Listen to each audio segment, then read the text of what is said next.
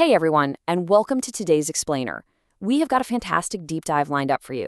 Let's be totally honest for a second. The electric vehicle market is moving at lightning speed right now. Every few months there's a new headline about a massive battery breakthrough, a giant new screen, or some crazy new range record.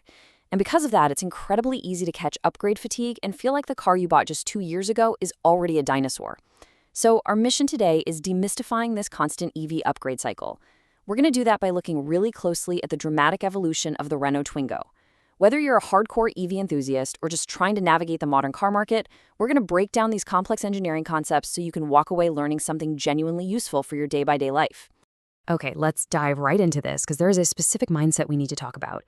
Think about how often we trade in a perfectly good smartphone or even a car just because the new one has a screen that's 10% bigger or a slightly faster chip. There is this massive misconception out there that newer always means better. But what's the real economic and ecological truth? Well, it turns out the most sustainable and economical electric car might just be the one sitting in your driveway right now. Ultimately, the most effective vehicle is not the one with the highest technical specs on paper. It's the one that precisely satisfies your daily operational requirements. Here is our roadmap for today. We'll be hitting 1. The upgrade dilemma. 2. Adapted versus native platforms. 3. Battery chemistry explained. 4. Charging and thermal management. 5. The modern EV cockpit. And 6. Your decision matrix. Let's get right to it. All right, kicking things off with Section 1, the upgrade dilemma. So we all feel the pressure to keep up with the latest tech, right? It's natural. But here is the absolute crucial point. Before you look at the spec sheets, you have to look at your actual life. If your current EV, like the older generation Twingo, for example, is used purely for city errands, the daily commute, grabbing groceries, its 150 to 180 kilometers of real-world range does exactly what you need it to do, period. Now, consider the financial reality. A brand new car loses a massive chunk of its value to depreciation in just the first 2 years. So if your daily mobility routine hasn't fundamentally changed, trading it in means taking a steep, completely unnecessary financial hit just to get extra range and features you might never even use. You're basically paying a premium for a capability that just sits dormant in your garage. Moving right along to Section 2, adapted versus native platforms. To truly understand if an upgrade is actually worth that steep financial cost, we have to look beneath the exterior. We have to look at the engineering foundation. Think about the old generation for a second. It was built on what we call an adapted platform. It was derived from an internal combustion engine design, specifically sharing its DNA with the Smart 4.2. And because of that legacy, engineers had to cram EV components where they didn't naturally belong. This resulted in a rear motor that completely compromised the cargo space. It was a lot of wasted room. But then compare that to the new generation, which uses a clean sheet approach. It's built on a native electrical engineering platform called AmpR Small. They relocated the motor to the front and created this beautifully optimized, completely flat floor from bumper to bumper. Getting rid of that compromised layout is a total game changer. Engineers basically eliminated all the parasitic dead mass. This native platform gives the car a vastly superior center of gravity, the barocentro. Imagine the difference between cornering in a top-heavy adapted car versus a planted, low center of gravity native EV. The stability is literally night and day. It also massively improves aerodynamic efficiency thanks to that smooth, flat underbody. But here is the real magic trick for your daily life. Moving that drive unit to the front unlocked entirely new utility inside the cabin. It allowed them to add sliding rear seats. So they took what was just a basic, cramped city car and turned it into this highly versatile tool where you instantly decide on the fly whether you need passenger legroom or maximum luggage space. Okay, Section 3, battery chemistry explained. Let's shift from the physical frame to the electrochemical heart of the car. The newest generation bumps up from a 22 kilowatt-hour battery to a 27.5 kilowatt-hour pack. But honestly, the real hidden upgrade is the chemistry itself.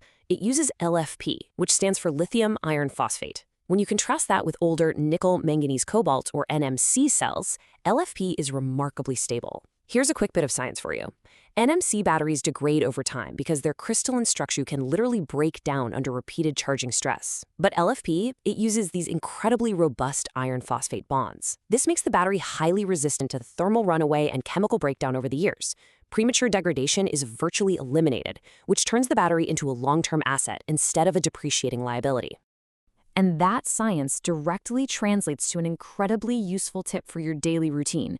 Let me throw a number at you. 100%. Older NMC chemistries typically ask you to limit your daily charging to 80% just to protect the battery's health. I mean, it's basically range anxiety by design. But thanks to the sheer operational resilience of LFP cells, you can charge them to 100% every single day. Zero stress, zero capacity loss. Think about how liberating that is. You get consistent, guilt-free access to your maximum true range every single morning. Which perfectly dictates what kind of driver this car is actually meant for. The older generation is what we call the urban specialist. Its 150 to 180 kilometer range is super efficient for localized inner-city tasks. The new generation, however, is the occasional traveler. Upgrading to that 260 kilometer range isn't just about showing off a bigger number on the dashboard. It provides a highly reliable buffer. Think about taking a weekend drive out to the mountains or visiting friends a couple of towns over. It gives you the necessary freedom to confidently venture beyond city limits without constantly staring at your battery gauge. Which brings us to Section 4, charging and thermal management. So, if battery capacity dictates how far you can travel, charging technology dictates how quickly you can get back out on the road. Now, both generations are fantastic at destination charging. They feature 22 kilowatt AC charging, which is still the absolute gold standard for plugging in at home overnight or at the office. But the new generation breaks the city center ceiling entirely. With its advanced charge package, it introduces 50 kilowatt direct current rapid charging. This was completely missing from the previous generation. In practical terms, this means instead of waiting 3 hours on an AC plug just to get enough juice to get home, you can simply grab a quick coffee while the DC charger does its rapid work. It absolutely unlocks true regional mobility. And the way the car manages this speed is pure brilliance, mostly through active thermal preconditioning. It's so simple. Step 1, you just set Google Maps to a fast charging destination. Step 2, because LFP batteries are fairly sensitive to temperature, the vehicle steps in automatically. Think of a cold battery like trying to pour cold syrup out of a bottle. It's sluggish, right? Well, the car actively optimizes and warms up the internal battery temperature while you're driving. It warms the syrup. Step 3, you arrive at the station, plug in, and because the battery is already at its thermal sweet spot, you instantly achieve that maximum 50 kilowatt flow. It drastically cuts down your charging wait time. All right, Section 5, the modern EV cockpit. Transitioning from the energy flow straight into the driver's seat, we are talking about a quantum leap from a Spartan interior to a highly sophisticated, smart environment. Right off the bat, you have integrated Google services and over-the-air updates. This means your car essentially ages in reverse. It gets smarter and gets new features as time goes on. Then there's one-pedal driving. This drastically reduces your cognitive load. No more exhausting foot dance between the brake and the accelerator in bumper-to-bumper city traffic. You literally just ease off the accelerator to smoothly brake and recapture energy. You've also got a comprehensive suite of advanced driver assistance systems keeping you safe on the highway. And like we talked about earlier, the physical versatility of those sliding rear seats means you can adapt the space for either legroom or luggage in a matter of seconds.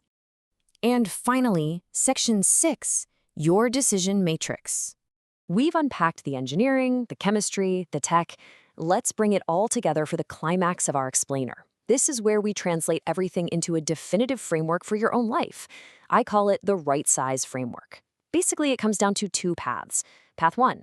Keep your current vehicle if your usage is strictly urban, you rely on convenient home or work charging, you want to avoid steep financial depreciation, and your current car's battery is healthy. Just keep it. It is hands down the most economical choice. But on the flip side, path 2. Consider the new generation. If your life cycle has changed, if you actually need the freedom for occasional extra urban trips, if you require 50 kilowatt DC charging for regional travel, or if the space of a native EV platform and the safety of modern ADAS are major priorities for you, if those things ring true, then the new generation is a profoundly better tool for you. I want to leave you with one final, provocative thought. As automotive technology races forward at this breakneck speed, are you letting your mobility adapt to the latest specs on a showroom floor? Or are you actively choosing the specs that adapt to your daily life? I really hope this framework empowers you to make exactly the right choice for your own garage. Thank you so much for joining me today for this explainer. I absolutely love breaking down these concepts with you, and I truly appreciate you taking the time out of your day to learn and explore something new day by day. Stay curious, and I'll see you next time.